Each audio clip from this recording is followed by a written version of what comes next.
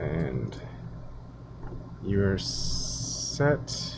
We are live. I will send people the RingCentral invite too from the RingCentral hosts. And make sure everything is going. Okay, it's on. Will I be able to see the chat? Do I need to pull up a second window for that? You'd have to pull up your YouTube stream, and you'd be able to see your the chat in there, and you could type in chat as well. Okay. It's just like normal. Do you look? Yeah, you do the same thing. I've seen you chat while you're on RingCentral, so same thing goes, except this time it'll be in your channel. Okay. I haven't seen it pop up yet. Maybe just do a refresh. Yeah, your audio is a little low. Okay, let me check on the audio source.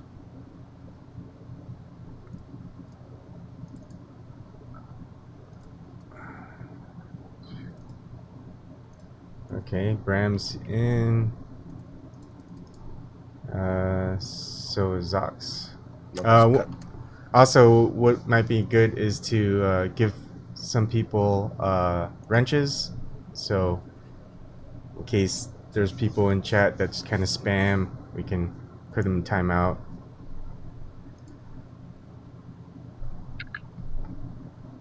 Okay.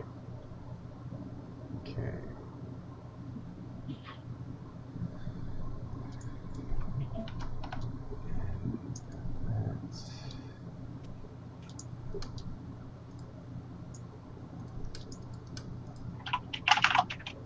Okay, I got moderators coming in. Well, thanks for coming. Sorry it took me so long to get in. No problem, Snork. I had kind of the same problems myself. I thought I would keep this one simple and talk about mistakes that engineers make. Cool. Appropriate for today. And so we have, for anybody that happens to see this, I have a little bit of a lingering sore throat. So make sure that everything is hidden that needs to be hidden. And with a lingering sore throat, I might have to grab something to drink quite often. No problem. One thing is from the time you start studying math to the time you start studying physics, in solving problems, you constantly hear, assume this doesn't, there's no error, assume there's nothing. And you get used to shortcuts where you disregard information that might be unimportant or allow you to solve the problem.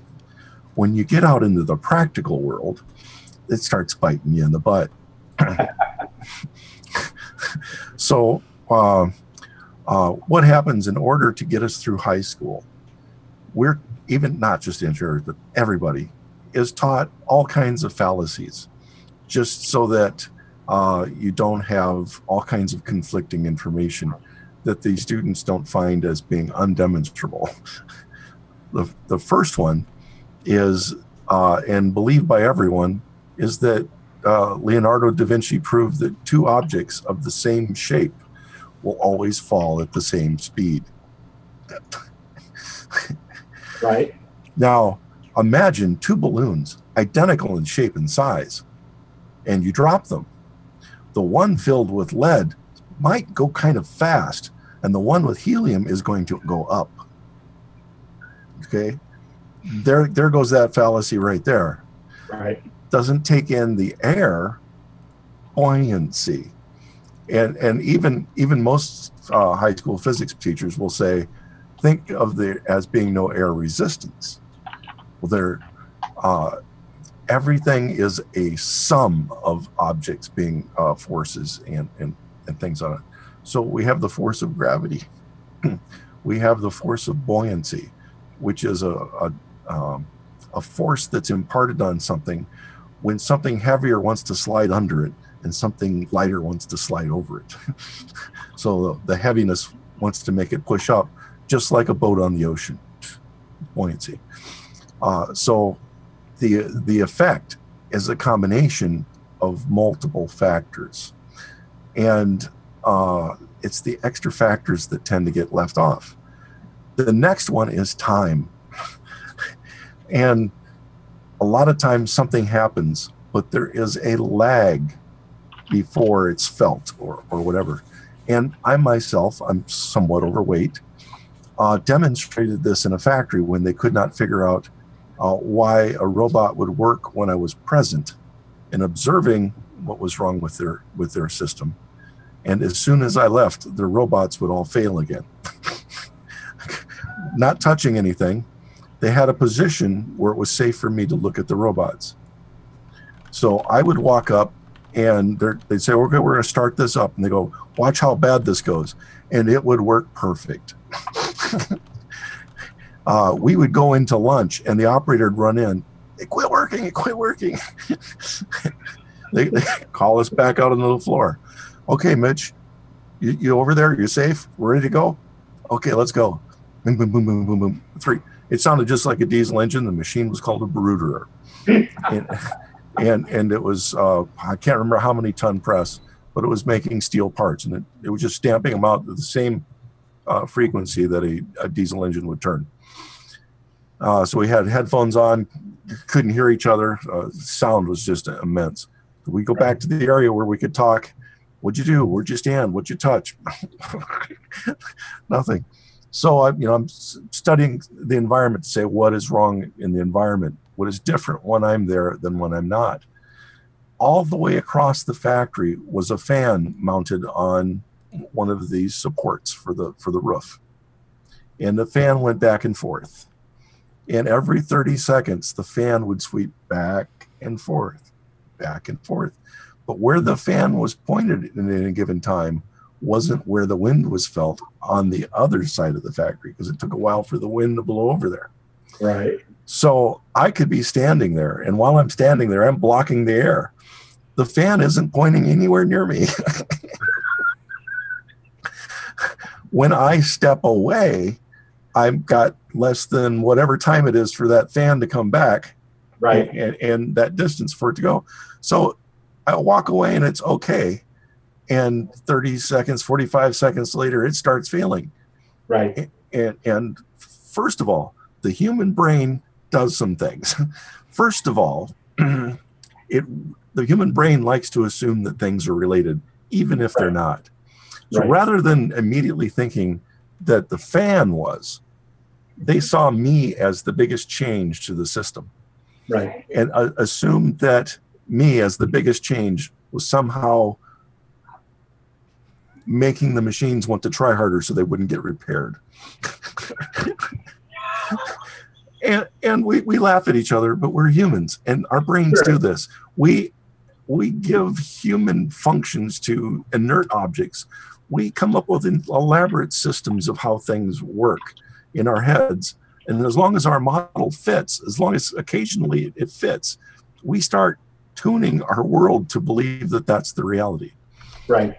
So I dealt with this a lot where I say you have to, when you're solving problems, you have to stop thinking in 3D, because your problems have always often involve a time factor.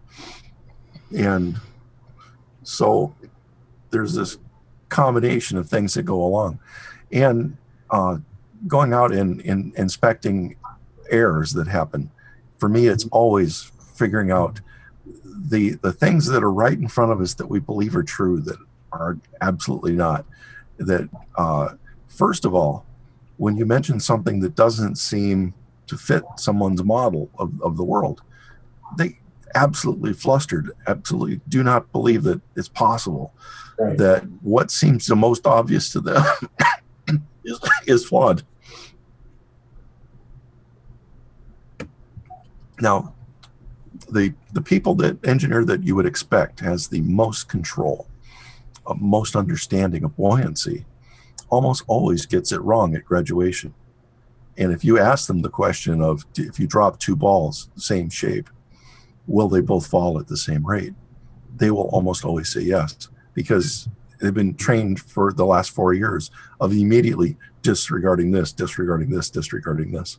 And hidden that will get that wrong. There are questions on firefighters exams. You can tell a really good firefighter because they have 3 questions they give a firefighter that the person that has the aptitude for firefighting will always get wrong. And it's one reason you need professional firefighters, because one of the first things you have to do is, you guys, you can't do that. And, you know, as you come across different fields, you start to realize that every field has its bias of what we do wrong.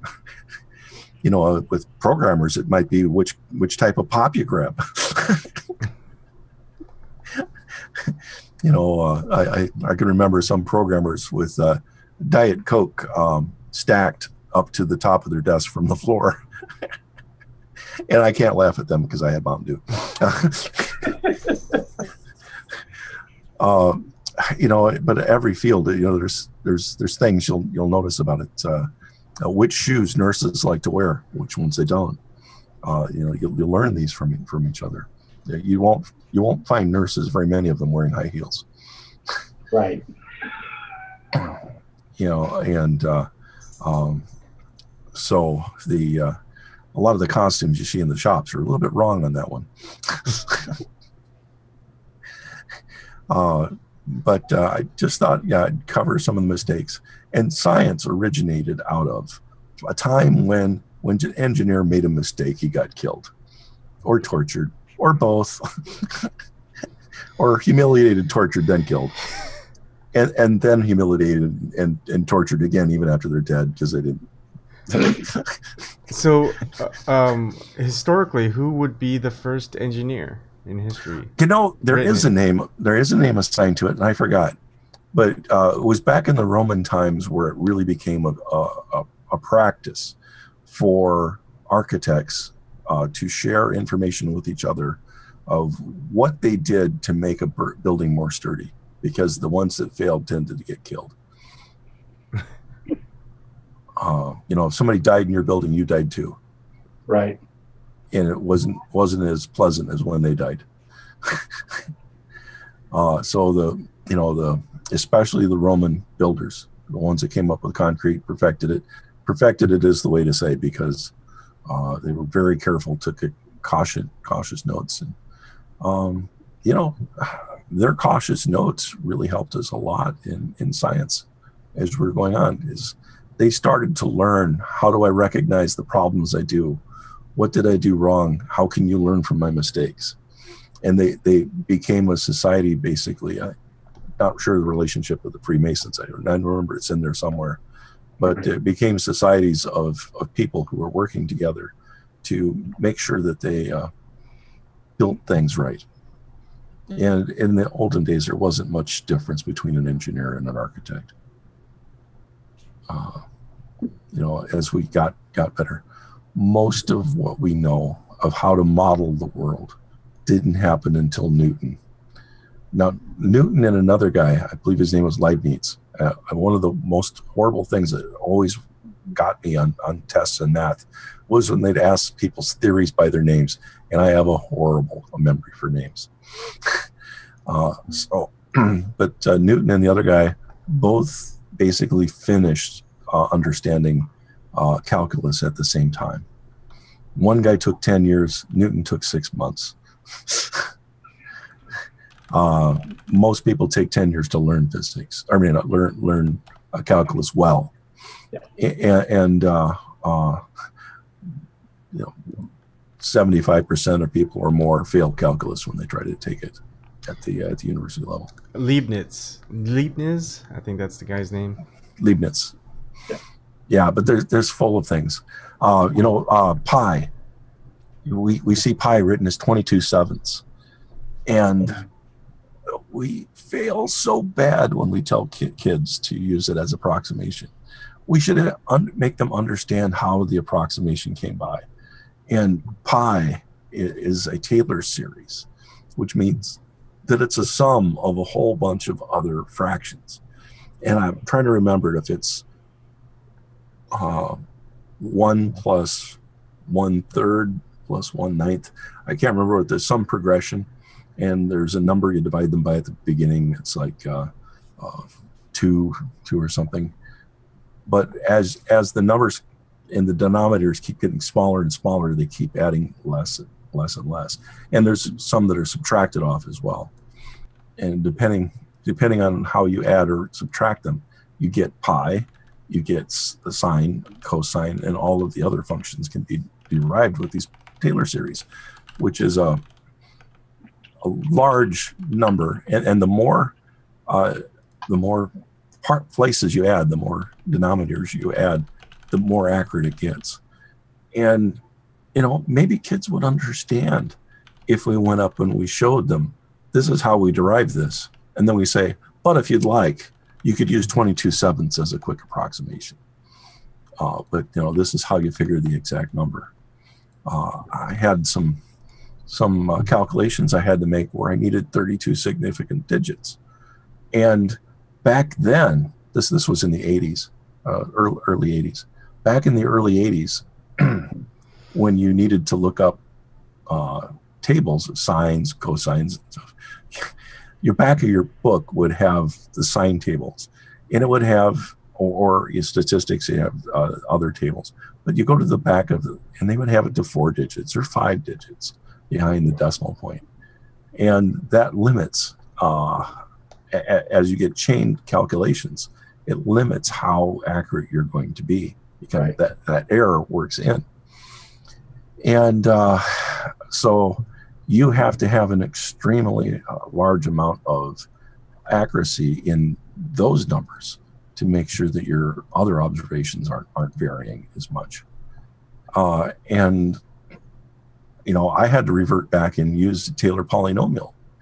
And maybe if more people understood how to make these functions, how they came about, and that they're not just mathematical magic that's in the back of a book, maybe our appreciation of math and science would be better. And hopefully some of the future shows I can go over some things like what a Taylor polynomial is, and how is pi calculated. And I hope that doesn't sound boring, but it takes the magic out of it, and it's like, oh, that's reasonable and actually cool. Logarithmic and using these Taylor polynomials, and what it is, it's a bunch of numbers that as you use them, they form better and better model of the world. And from these models, we can model what we'd expect normal errors to be.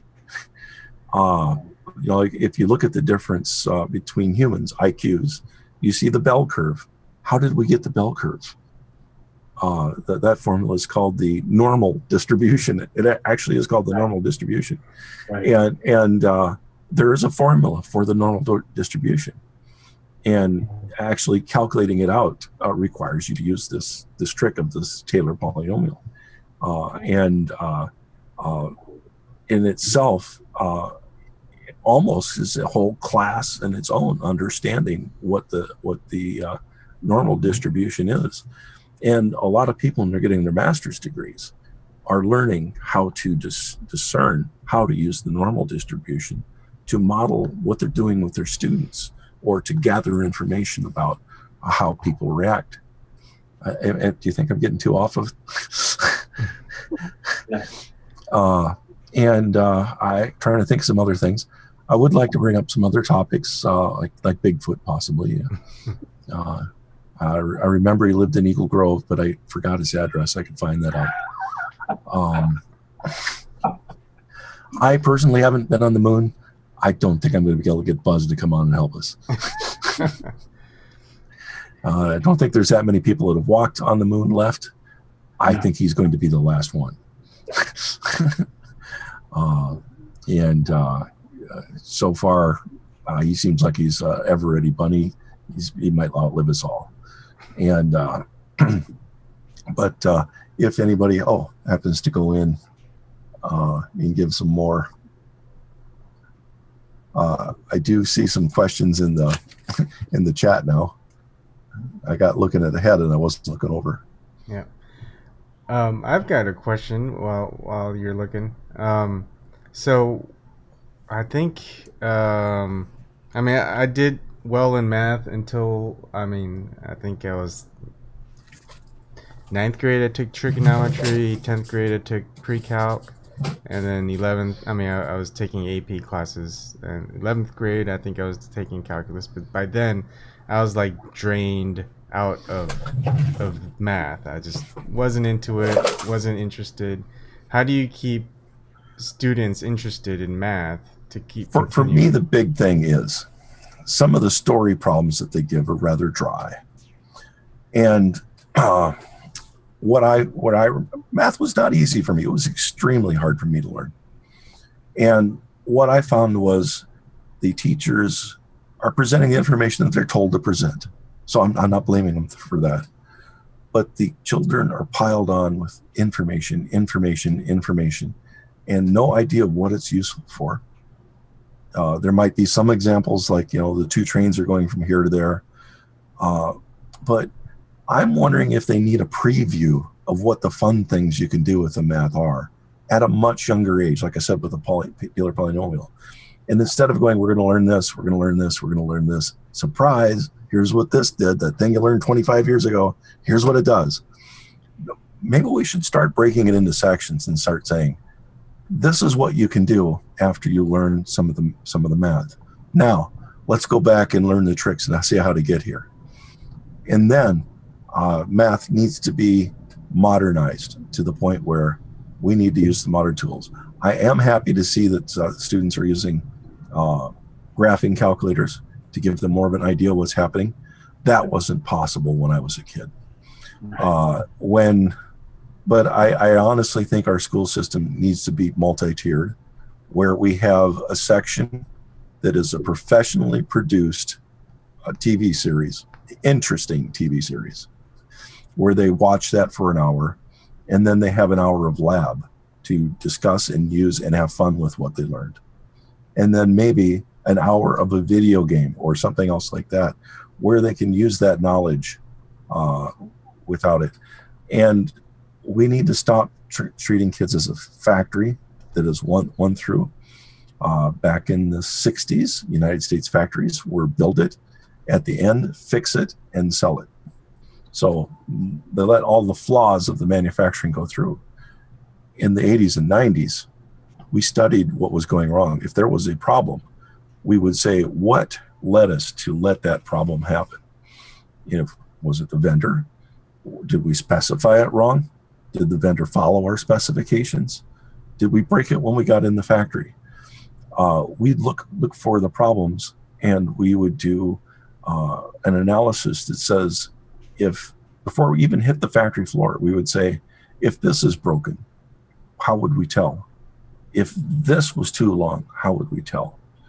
If this was bent, how would we tell? And what would be the ramifications of each of the things that could go wrong? Is it catastrophic? Is it going to hurt our customers? Is it going to hurt our people on the floor?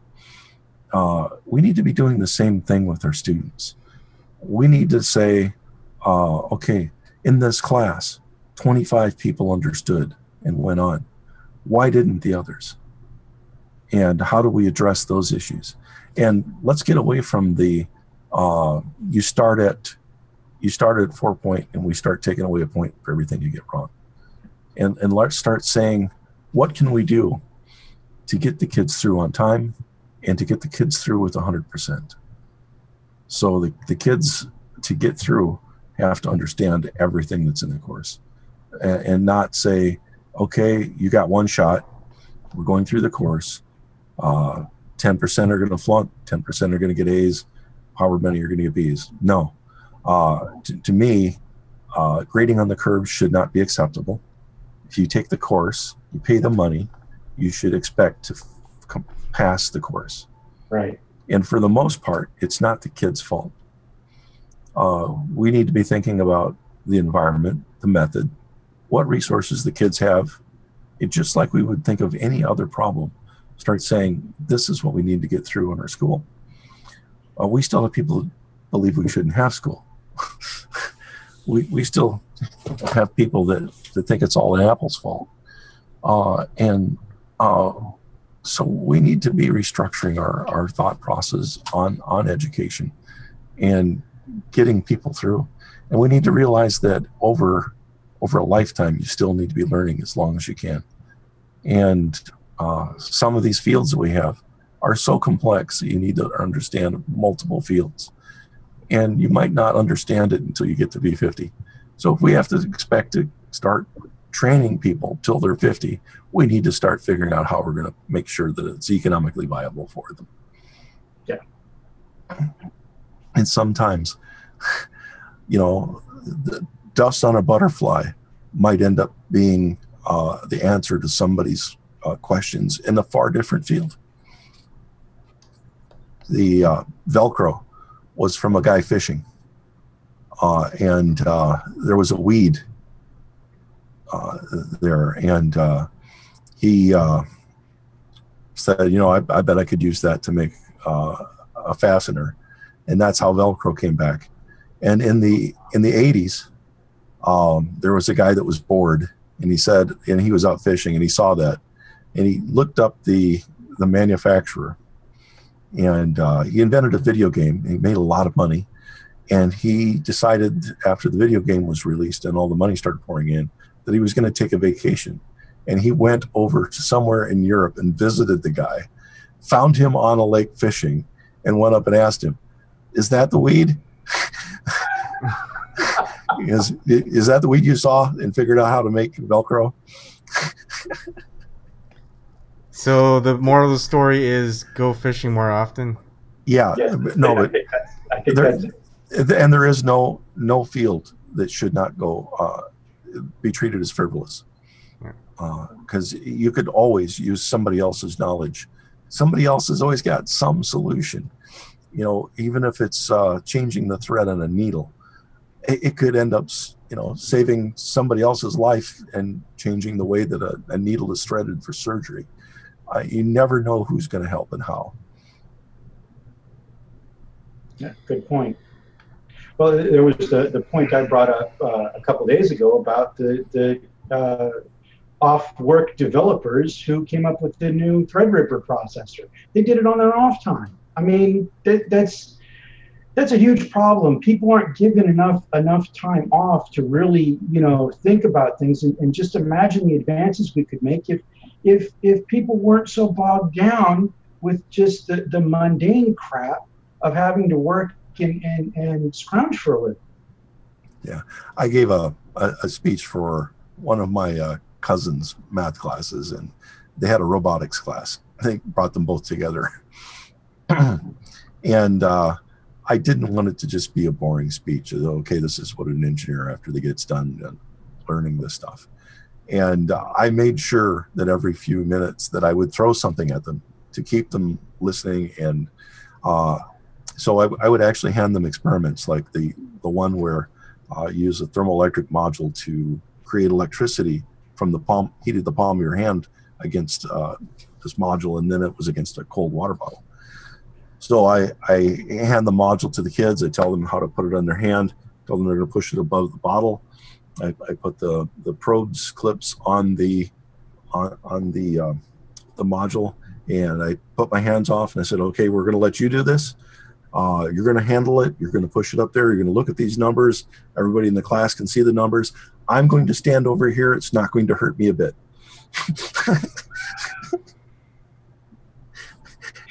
Little things like that keep the class paying attention to what's going on.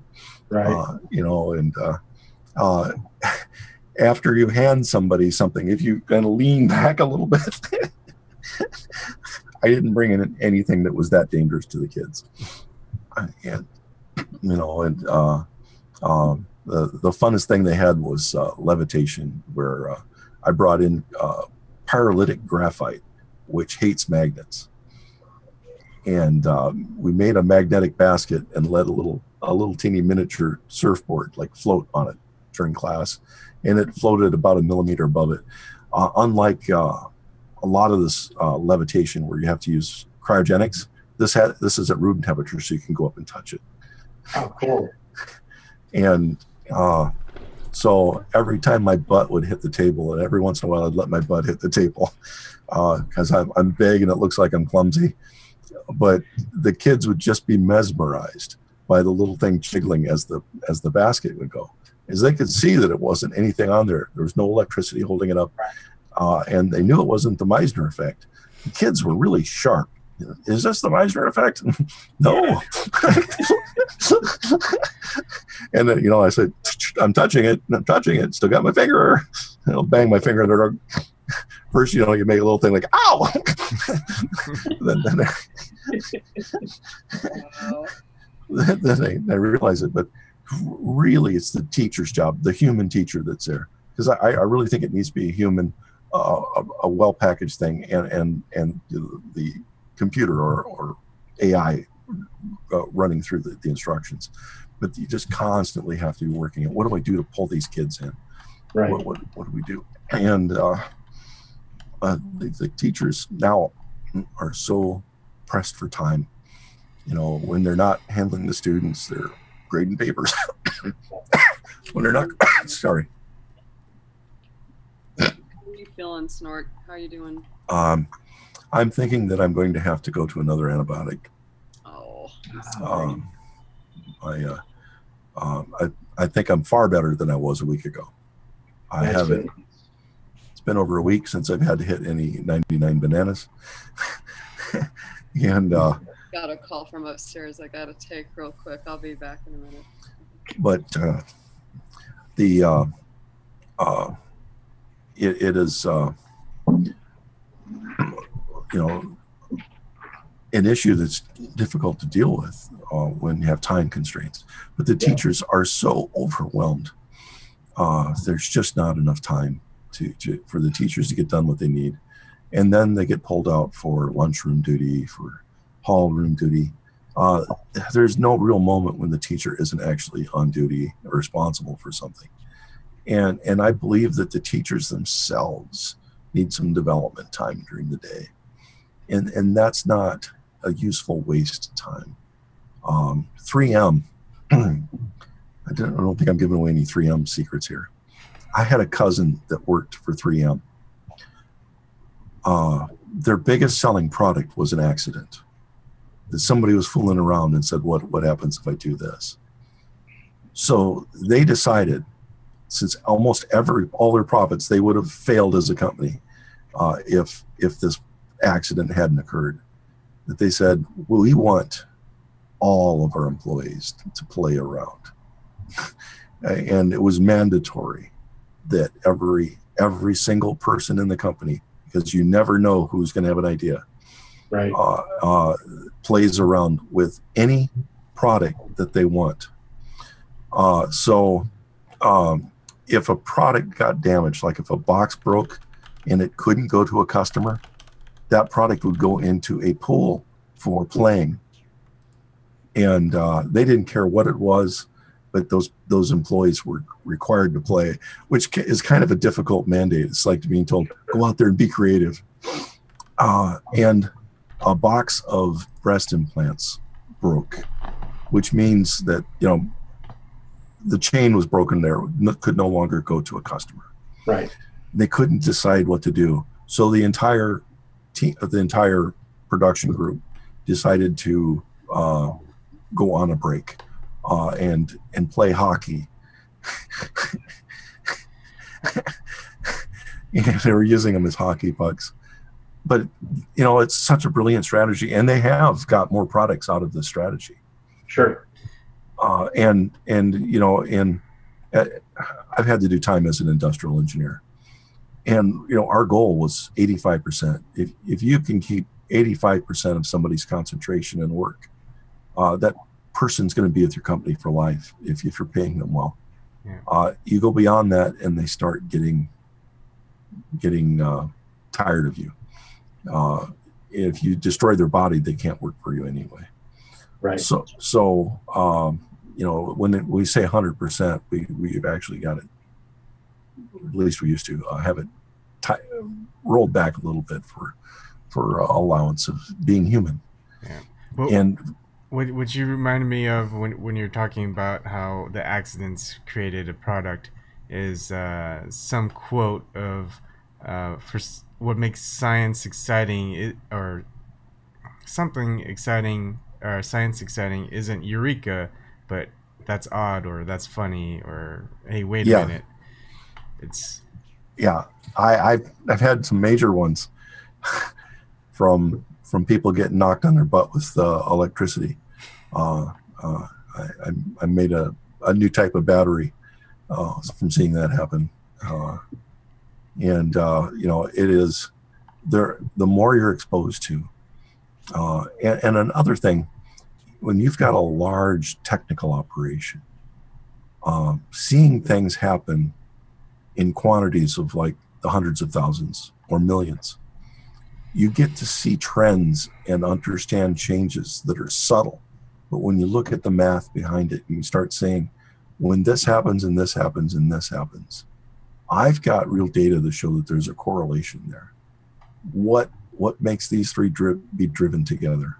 And you can look at things and understand them. And we took a product that if we made 6 of the product, no, that's not right. It was 20 of the product. If we made 20 of the product, that product would need over 140 repairs before it left the building. Oh, wow. That board of 20 products. And we got that down to 1 out of 208,000. wow. And as we're looking at it, we'd go through part by part and we'd say, what is the chance of us making this correct?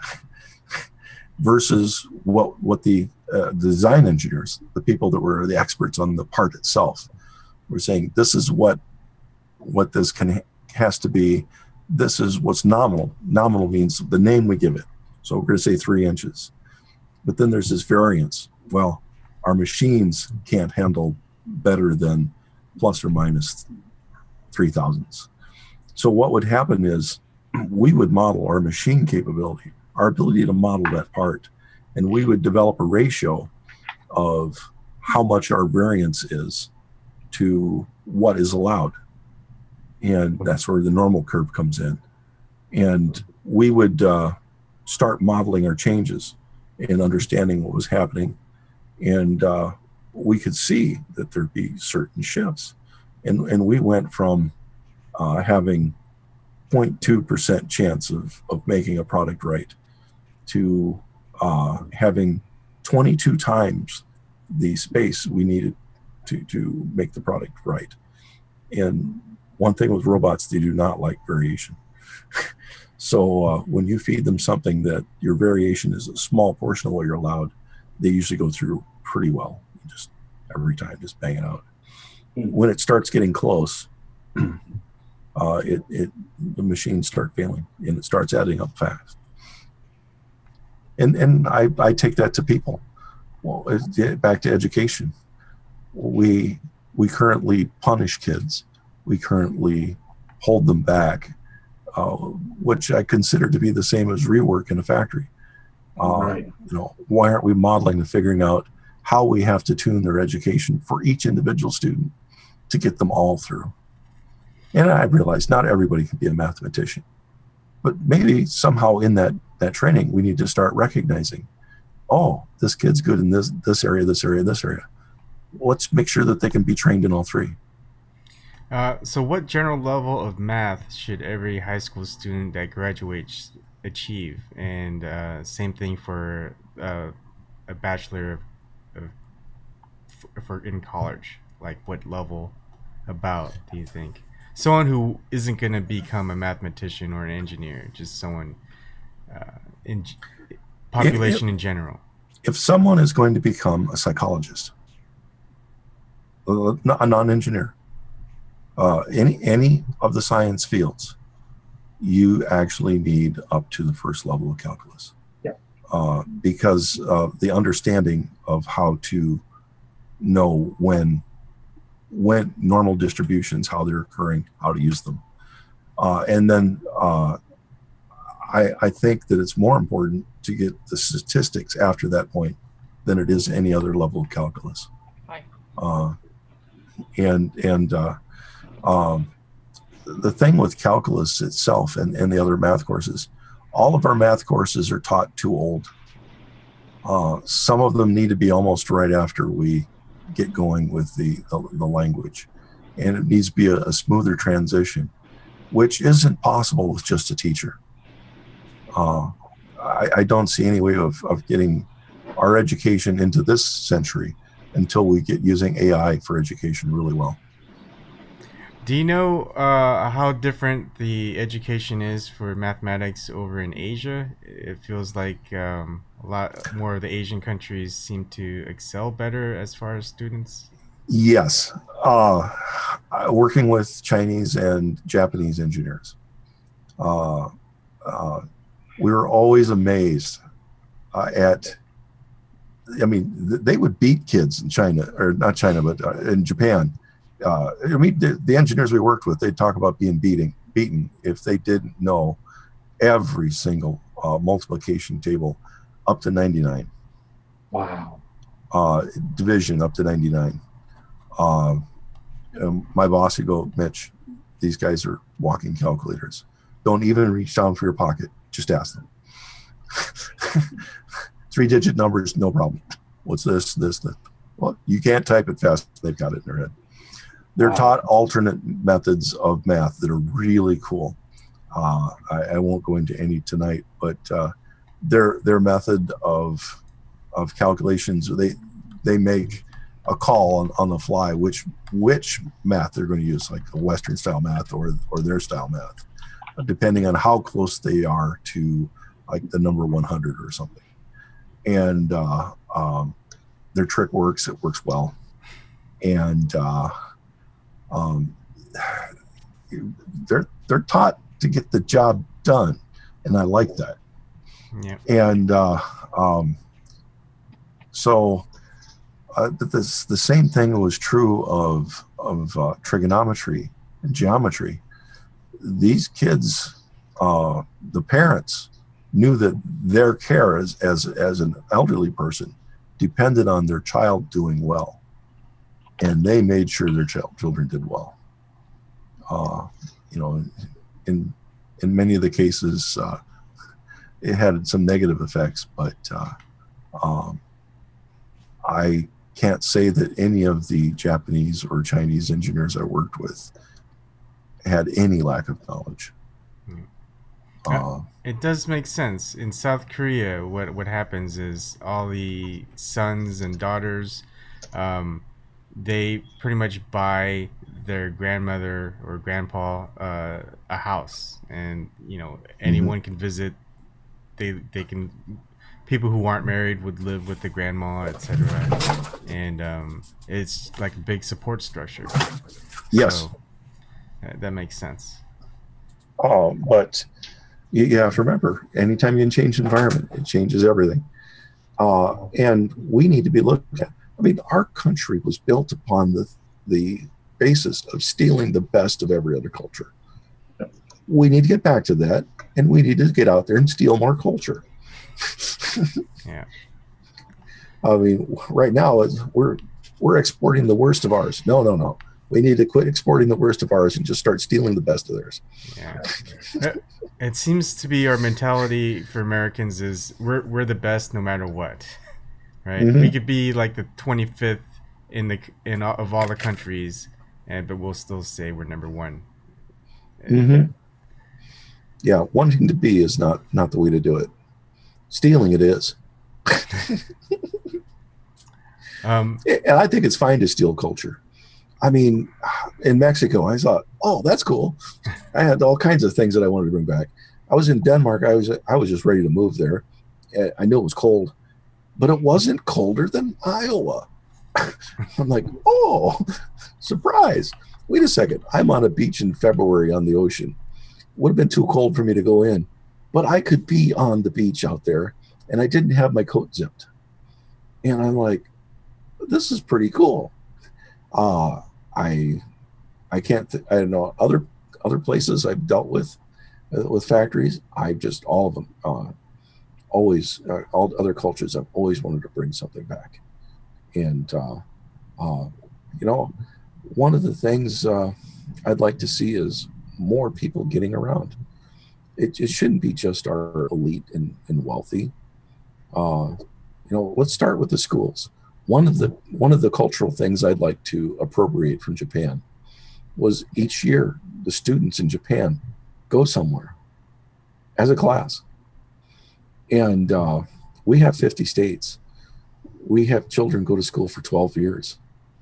Uh, I would like to see every student see every state. Every state. Yeah. No reason not to go to Hawaii. There's no reason not to go to North Dakota. Well, maybe if you go to North Dakota, you don't have to go to Wyoming. But you know what I mean is at least 12. Yeah. And I think that if you see more than what's in your own region, that you might start understanding more. And bring back, we not only need to steal culture from other countries, we need to steal our best cultures from our own country. And so if you probably know who Richard Feynman is. He's a theoretical physicist. Yes. So I read one of his books, watched a movie that he was in. I think Matthew Broderick was in it. But anyways, there's a formula, a trick that he did.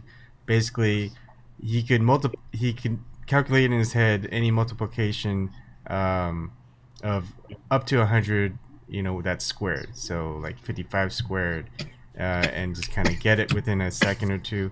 And he had formula. I practiced it, and I was doing decent. So it's basically like 55. You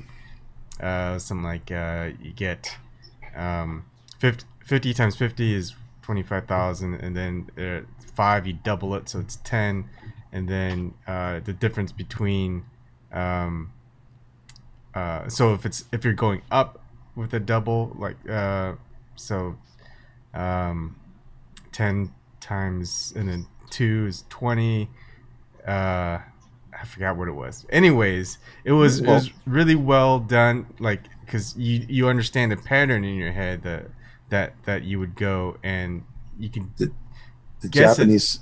Japanese synthetic multiplication is even cooler. Okay. How do they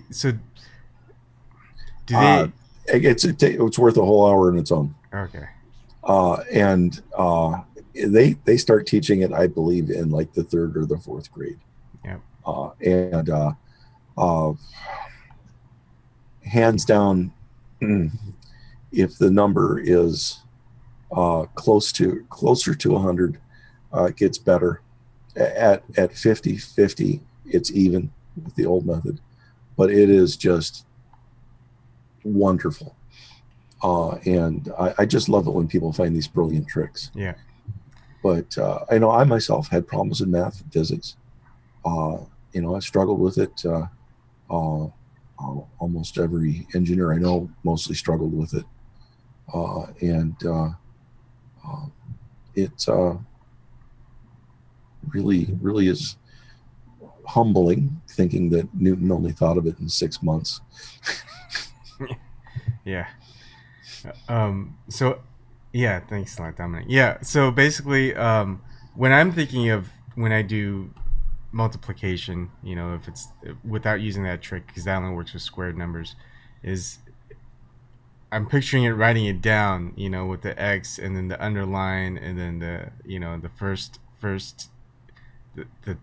the ones, and then carry over with the tens, and I feel like that takes a long time. So I noticed when I was learning math early on that there's always multiple solutions to a problem. And so we just get too familiar with just sticking with one, and at least the U.S. education from my public school. Oh, I agree. We're still using the methods that were used 100 years ago. And sometimes they're correct. And when you have to do things with a computer, cycle time is important. So if operations are using math in the background, using a different method can mean so much. All of the same methods that work in one system, work in the others. You know, I worry about kids not understanding the base of what's happening in a computer. It's just that there's so much to learn now that we almost need to have tiers of specialists to understand what goes on in a computer. You know, back in the old days, one person could understand what was happening. And now we have layers of experts. When Microsoft first came up with the hardware extraction layer, they caught a lot of flack because they're using government funds, and the center of the operating system was going to be the hardware extraction layer. So that the could you speak closer?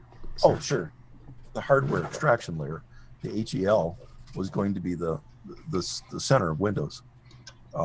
Windows NT, I believe, is where they came up with it, which was going to be the mainline government computer operating system. IBM was going to be basically based on that as well. At that time, Microsoft and IBM had a joint project to get the next operating system out. And so the idea was to make an operating system that didn't care which hardware it was on. It would just run on any CPU. And then the software would have layers like an onion, and each of the different layers would react between the layer below and the layer above. And they labeled the first layer, the inside layer, the hardware extraction layer. They almost had their contracts pulled from them for doing that, putting HEL in the middle of the onion. And they were forced to go back and rewrite everything to call it the hardware abstraction layer. So we also need the government to be a little more understanding of what's going on sometimes and not interfere with the development of things. So I don't know how long that put us back. That silly little, we can't fund anything that has that designation. So one thing I noticed is as a species, we're getting very specialized. We're getting to the point where whatever field that we get into, there's just we diverge off and become more specialized, and there's just so much information out there. Are there positions, especially in science or engineering, where your basic goal isn't to become a specialist, is to piece all these specialized branches, what they're doing, and get something out of it, like build. It's not as well formalized. There is a degree in a field called technology, and because of what used to be called ComSci deciding to use the term technology, it kind of shadows over and hides the technology field, which is a broader field than just computers. And the technologist is someone that is inner field. How do we get things done? But even then, it's just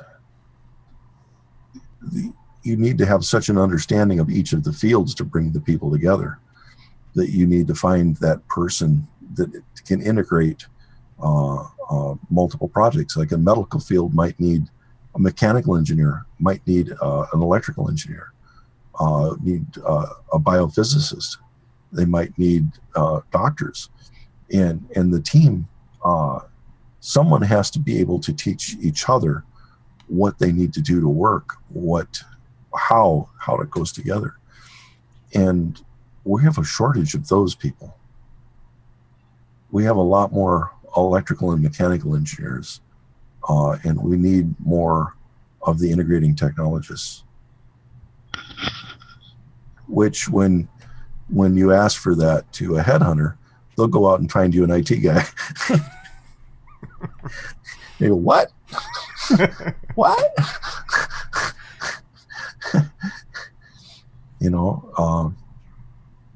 and a lot of them will use the same keywords and buzzwords that the headhunters are looking at. Oh, you integrate systems? Yeah, he's got to integrate. He's got that buzzword. He's got working in multiple fields. And poor guy gets his suit all cleaned up, pressed, and goes in and looking for something different because the two fields are ambiguized in their terminology. Yeah. And people can't tell them apart.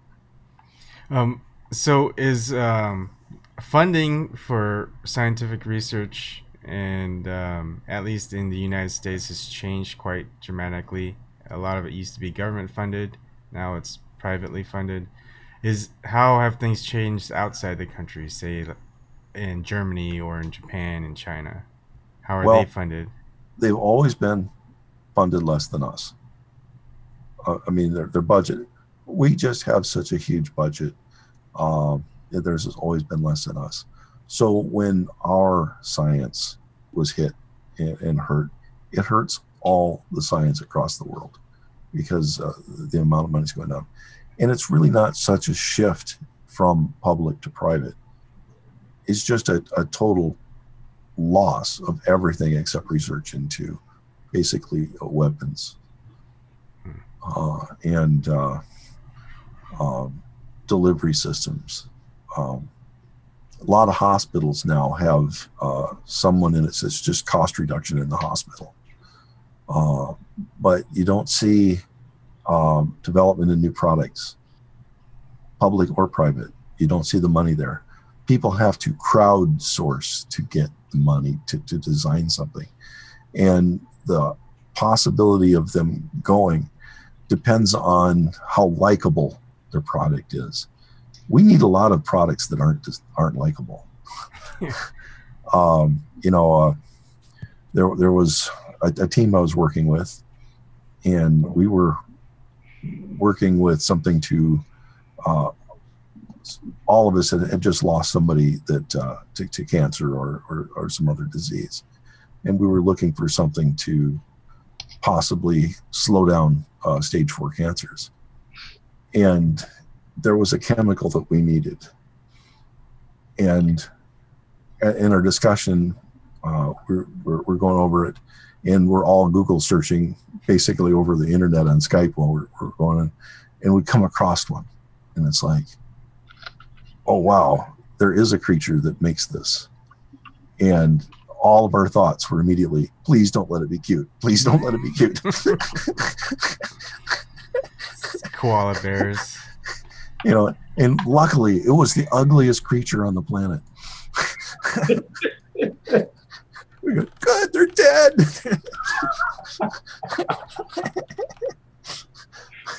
But, and the same thing is true with crowdsourcing. A really good example was this cooler that had a boom box built into it, and I can't think of what else.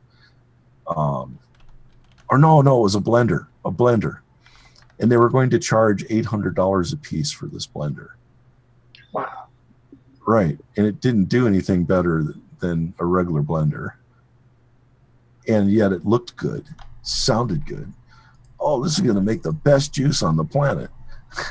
And they got all kinds of money. They had troubles getting it to market. They wasted all the money.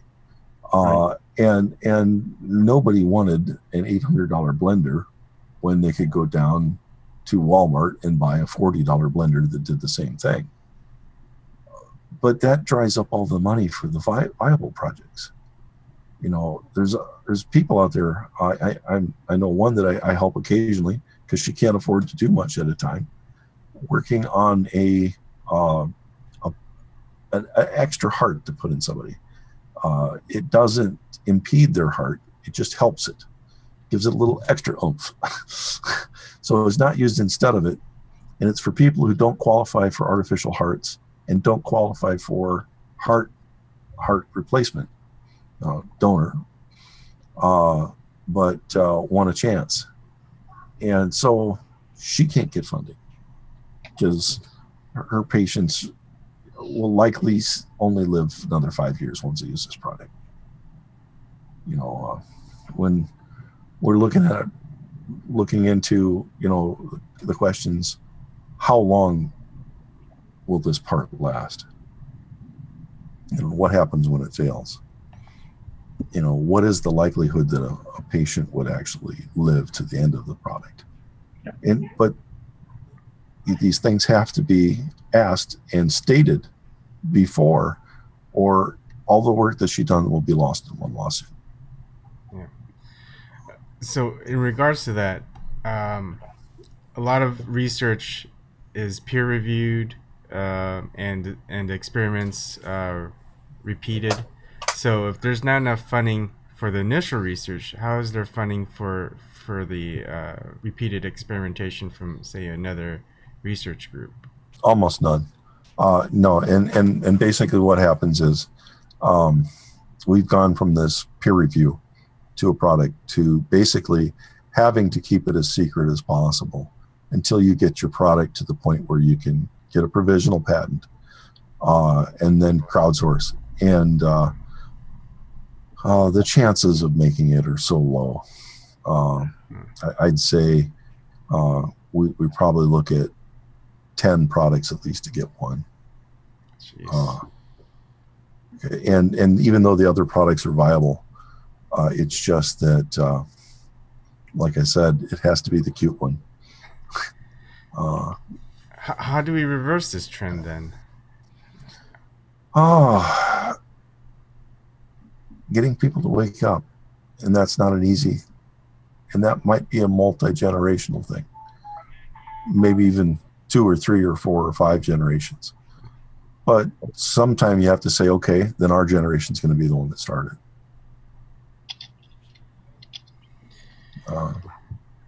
You know, you don't plant your walnut tree for you to harvest. Yeah. You know, it's a saying around here that you plant a walnut tree for your grandchildren to harvest.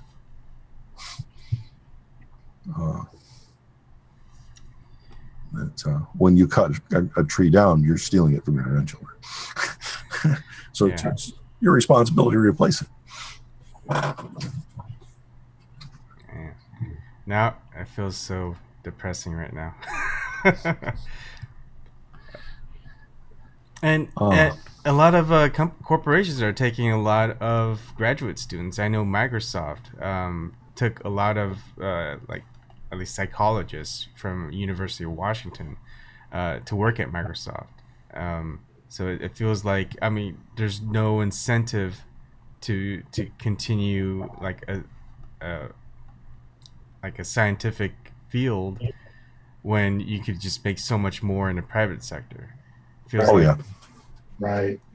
And we need public sector people too, and we need to stop paying public sector people so poorly that they have to quit and go to the private sector. Yeah. We need people working in water treatment plants that are being paid well enough that they want to be the best person at understanding water treatment. These are things that we hold important. You know, people getting bad water at Flint, Michigan, and really Michigan's not that much better than the rest of the country. But you know, we don't give credit to our people in government. We take a look at the biggest buffoon that makes the most tweets, and we don't look at the importance of how everyone else in government is. That government is supposed to have a purpose. It's supposed to do things for us. Yeah. And that's part of education. People need to grow up thinking that going along with what everybody says isn't always the best thing to do. Sometimes you have to go along with what's right. Yeah. And the first thing you got to do is understand what's right. Well, that's education. Do you keep up with Virginia Tech University with Mark Edwards, who's taking water samples of Flint, Michigan? No, I should. Okay, so I've tweeted out and just kind of referred to some videos on my YouTube stuff, but basically it's like a big hit piece towards him and their university saying that their tests are invalid and whatnot, and then of course word gets out that the government's the governor and all of them are trying to hide what's going on, and it just I mean it's now you've got to fight mainstream media. You've got to fight the government that's telling the mainstream media to tell these things, and so you have multiple battles as a scientist or an engineer. To you can't just do your job. You have to actually do other factors, which seem like it takes away a lot more time. And engineering is a struggle.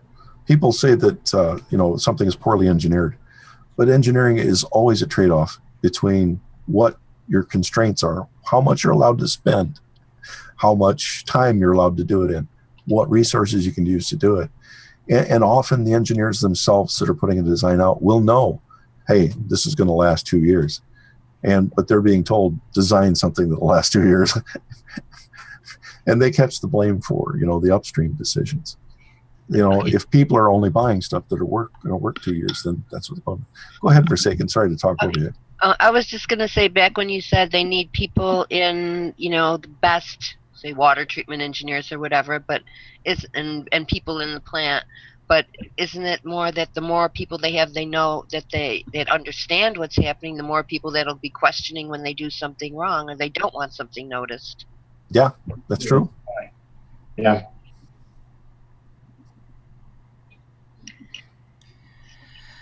So, maybe it's not in their interest. It would be in our interest to have the best people possible in every position. Yeah. But it wouldn't be in the interests of the people who are profiting off of it, whether it's government or whoever else. I was at one U.S. company that made a safety product, and they put out an edict that they did not want anyone who could graduate from high school. And that was for an engineering position. Wow. Oh. They were so sick of lawsuits, they just said, our engineers now will not have high school degrees. And for some reason, their products went kind of bad for a few years. And that reminds me, so I've noticed a lot of older products that were made in, like, say, 60s, 70s, 80s. I've seen work to today, until today, like these products that were made. And now I feel like every product that's made has like a life of about a year or 2 years. It's viewed as irresponsible now to design something far beyond what you expect your users to go for. You don't want to put more resources that are unnecessary into it. That you can see that side to it. You miss the old thing of, today I saw a tractor made in the 40s, maybe 50s. And this farmer showed me his old tractor that since then he's bought at least 6 more tractors. And it still looked nice. It still looked good. It was still sitting there, and it still runs. But probably 40 or 50 years ago, it no longer could keep up with the other tractors. Now, did they do a good job of designing it? And it depends on how you look at it. It still works like the guys said it would work, working on and on and on. But did they unnecessarily overcharge for it by making something that would last 100 years but used for 20? Good point. But it seems even on like standard things, the period of built-in obsolescence seems to be getting shorter. It is. Something that at one time would have been built like a tank and lasted forever. Maybe in the 80s it was built to last for 20 years. And then maybe by the 90s it was built to last for 10 years. And now they're building them to last for 2 years. Well, like for cars, none that I know of are built to last less than 7. Well, I'm just throwing out random. But you're not incorrect. Your time scale's a little off, but you're not incorrect. And think of your warranty. How many people will use a warranty? How many cars make it to the warranty period, the ending? Point. So planning your vehicles to last 10 years isn't always a good idea. Like the Toyota Helix, I can't remember what it was called here in the United States. Typically, the body would completely rust away before the engine quit. Or they're known to be taken anywhere in the world and abused, run for 200,000 to 300,000 miles. And some people get theirs up to 1 million miles. Same thing is true with Volkswagens. It's not unheard of for someone occasionally to come out and say, well, I just put another 100,000 or 1 million on my Volkswagen, whatever. At some point you say, well, after 200,000, maybe that's not the kind of person to go buy another car. We did okay. For another person, you'd say, well, they sold it. When they sold that car, it was still almost as good as when they bought it. So this person we sold it to bought a used car rather than buying a new one from us. So when it comes to cars, you're making your own competition. Yeah. The less used cars there are, the higher the cost, and the more likely people are to say, oh, I'll just buy a new one, if they can. So again, we have some blame in it as well. By what we allow them to sell us, we're complicit. What are your thoughts about computers and operating systems and ending support of, say, of certain products, certain operating systems, and then so thus you need? I have multiple feelings on that. Now, some operating systems, such as NT, the basis for a lot of the stuff up right until Windows 7. And at some point, you can almost say that 7, 8, 9, 10 had some basis from things they learned from NT. Now, NT was partially a government project. It was, a requested operating system. At what point do you say, well, the government asked for this, government money was provided, should we have some continuing support because the people's money was used? On the other hand, it's not an open system. On an open system, who is responsible for upkeep, updates? No one, right? Totally open system, totally closed system. The person who is supporting it needs to be reimbursed for the support time. And at what time do you say it's no longer profitable? It has the money that any government spent to subsidize the creation of it, has that been repaid to the people? After the point where the people have been reimbursed, I'm not sure how long it's reasonable to ask them to support an old operating system. On the other hand, understanding the old operating systems is important for the future. Computer science departments at colleges should still be peer reviewing Windows 1. Really, that should be your support through your local extension office. We have extension offices for agriculture. Computers and AI systems are becoming a field just as important to us as agriculture. Why isn't there an extension system for computers? And to me, that's where the support should come from. We should be supporting a knowledge of how we got to where we are. And it should be through more university extension systems. All right. Do we want to keep going or?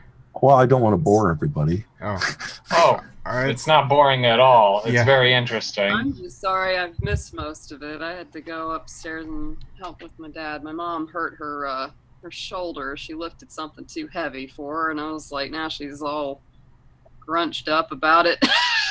So I hope she feels better.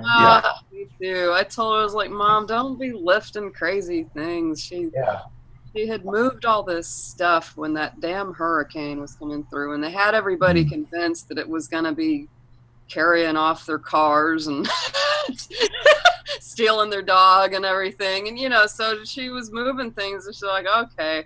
And of course, it ended up not really being much of anything. It was just a little wind and rain. We've definitely seen worse, but now she's all grunchy. But yeah, no, I love hearing this because I love learning stuff that I don't know, or learning more about things that I know a little bit about. I had a coughing fit right after you left, and pretty much lasted the whole time. Oh no! So you've got the antibiotic, and you're almost done with that. Mm-hmm. Have you been? I really highly recommend getting a good expectorant, either Mucinex or just the liquid that you can get out of the darn drugstore.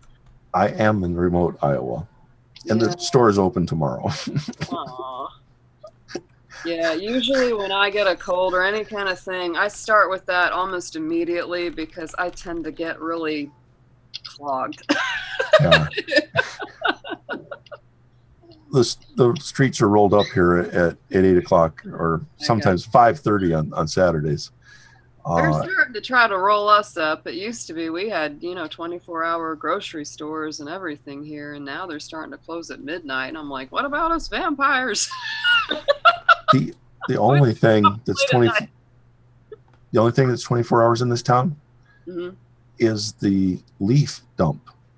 You can take yard waste to. Wow, you are out there. If the leaf dump is the happening place. 3 a.m. party at the leaf dump. Woo! Yeah. It sounds like a secret place just to go and just have fun. Totally. I'd jump in the leaves, like, ah! If the gate's closed, it means somebody's also using it as our town firing range. Oh, shit.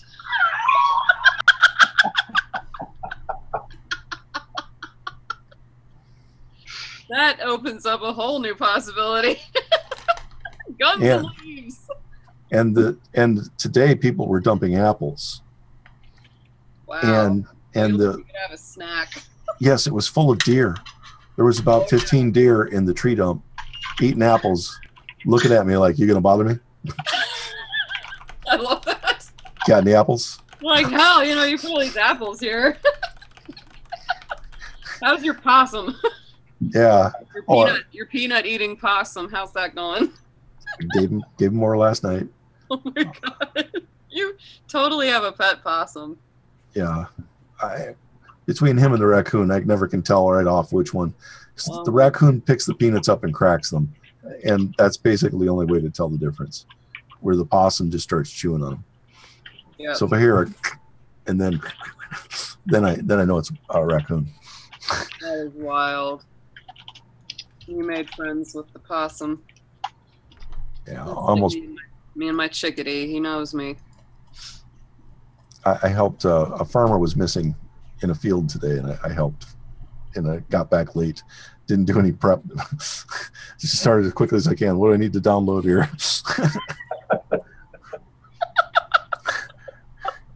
So you just. Wow. There's a small truck. It's called a gator. It's a cross between a motorcycle and a truck, or a lawnmower and a truck. Okay. His gator was out in the field and he was nowhere to be found. Oh my God. Oh my God.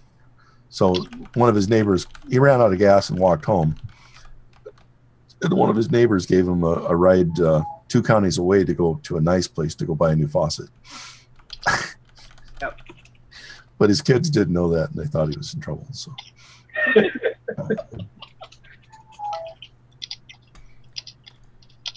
I did get to learn how to drive a gator today.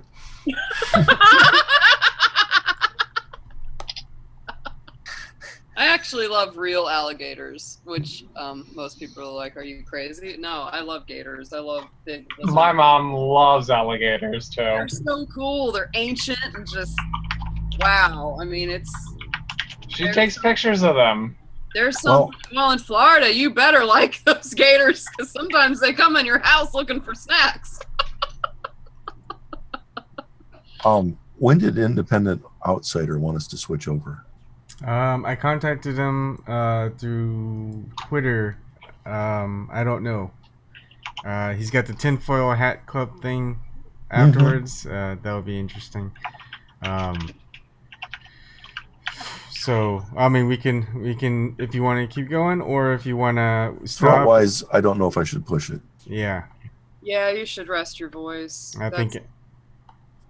Yeah, there's one thing I did want to bring up that you were talking about just before I jumped on RingCentral, and that was like back in grade school when I was taking math. I used to get sick a lot, right, during the usually like November, December, and I'd be out of school for 3 or 4 weeks at least. And with math, I always struggled because math is something where you have to build on the previous concepts. And while I was out, there were just certain things that I couldn't catch up and couldn't get because I didn't have somebody to go over it. And so I always struggled with math because of that, until eventually at some point at college point where I started to go back and tried to figure out the things that I didn't get. And I tried to jump to pre-calculus and I ended up with a D, by the skin of my teeth. So then I went back for like some of the things I had missed, like 9th grade, like algebra and all that, went back and took an algebra course, got that, and then jumped into pre-calculus and I ended up with an A. So if you miss concepts, and especially like in grade school, you leave somebody behind because the class has moved ahead, you're pretty much, ruining their future on math because it's not like social studies, it's not like reading, it's not something, you can just catch up along the way. It's something where you have to build totally on what you learned before. Yeah, I used to tutor some pre-calc, and I would almost every time if somebody needed tutoring, it's because they missed one class, and most often it was the class with FOIL, front, outside, inside, last. And if they didn't get that, they never got polynomials, anything. And most of them, when I'd go over that and show them how to, I can't believe they didn't teach that in class. and usually they did, but it would be just a few minutes. And the instructors wouldn't realize the importance of it for the student, or that was the 5 minutes the student missed. Yeah, for me, it was in grade school, it was fractions, and it took me, and I still struggle with fractions, not decimals at all, but fractions. Yeah. I missed like the multiplying, dividing fractions and all that, and I missed long division. And so those were things that I struggled with for a long time, and then had to catch up. And then I missed, like I said, some of the things later in like 9th grade and all that. And when I tried to jump ahead, so they really need to, sometimes you need to work with individual students to get them up to the class, and not just, push the class through. Yeah. I really agree with Snork about, it has a lot to do with the teacher. And I know, like, when I was in grade school or just different classes, it's like you could always tell, like, how well you were going to learn based on the style of the teacher. Of course, a lot of my stuff was homeschool, and my mom is not, like, a huge mathematician. And I really, if there was anything I wish that I'd had, like, a really good math teacher, because I think I would have done even better at it. Probably my favorite stuff was to read. I loved history and I loved science. Those were my big things. It's like that I could enjoy all day long, almost no matter who was teaching it. I could make it fun and interesting. From what I see of it, I don't go into classrooms every day, so they might have improved and I might not know it. But for me, our math education is like putting a ladder in front of a kid and telling them to put one hand above the other and start climbing. And really, what I view it as being needed to be is teaching them how to get into a boat and let the knowledge float them up. Yeah. And in the totally different philosophy is make sure the kids understand, don't let them fail. And our current education system is not set up to do anything but fail 98% of the students. It's very true, and it's really sad. Or at least to leave them in a place where they just barely pass, or they pass and they just still don't really understand what they quote unquote learned. Mhm. Because now it's all about making sure the kid just passes the test. You know, that's all it's about. That's all kids learn how to do. They don't really learn how to think or calculate for themselves or respond to life situations. All they learn how to do is pass the damn test, and they stress them out and they wear themselves out. I've seen kids that were so overwhelmed. When I've talked about it before, when I was doing a keto, there was this couple of teenage kids. They were the youngest people in the class. And, you know, they were good, but the trouble is they were so overscheduled by their crazy parents that by the time they got to the class, they were falling asleep half the time. Mhm. It was awful. I mean, they had this one girl, they had her in like trumpet class and piano class and drama class, and you know, and then of course she'd be up till midnight or later doing homework, and then they'd have her keto, and she was just like falling asleep in my arms. I was like, honey, you can't do this. You need to go take a nap. But it's the parents are crazy. It's like, your kid can't do all this. They need sleep. They need a lot of sleep when they're teenagers. Just, Yeah. Well, I think I'm going to need to. I've got some tea brewing behind me. You can't see it. It's on the other side of the curtain. What kind of teas are you doing? Fairway. Okay, what's that It's about? it's our store generic brand. Oh, it's the black tea. I buy it in the quart bags. So I've got a gallon. Right before the show, I boiled a gallon of water. To a degree, I don't necessarily recommend drinking black tea because it's got caffeine and it'll dehydrate you some. The best ones, especially like maybe you could get just peppermint or chamomile. I've got so many like herbal tea remedies I buy from, you know, some really good tea places out in Oregon. I order from them, and I've got like immunity tea that's got golden seal and elderberry and all those awesome things in it. This is a very cheap. What I'm trying for is an iced tea. Oh, Snork! Generic lemon. You're bringing out the mother hen in me. And I'm doing it as an alternative to this. Yeah. Oh well, yeah. That's not. Don't even do that. All right, so I got an update from Dave. So he's ready. He's basically gonna do the tinfoil hat club. He's gonna do one conspiracy thing, and then it'll kind of blend into anything goes. Okay, I'm going to see you guys. Thanks for all the help, and I'll try to get off before I start coughing. Thank you, Snork. That was really great. Thanks, Snork. Sorry Thank for you, bringing Snork. bringing that one more thing up that kept you on longer. Sorry. Well, I'm going to bed too, guys. I need to be up early for work. I'm gonna take All right. off. Night, Brian. All right. Yeah, Night, You guys have a good night. So- Love you all. You guys take Love you all. care. You too. Anyone not leaving, go ahead and stay on. People who are on YouTube, I'll be stopping it, and then we'll be moving it over to Dave's channel. So, Okay. Cool. all right. Good All right, night, cool. everybody. That's Take care- getting out. You take care of those lungs. Night, everybody here. See you on the other side. Will AFC. do. Take care. Good Hi, night. Ariel. Love y'all. Hi,